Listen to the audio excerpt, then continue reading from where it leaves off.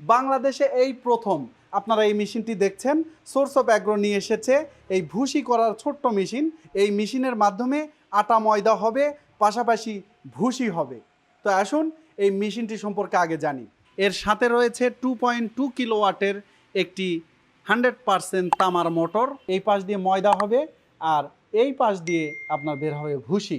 তো বাজারে ভুসিরও চাহিদা রয়েছে, ময়দারও চাহিদা রয়েছে।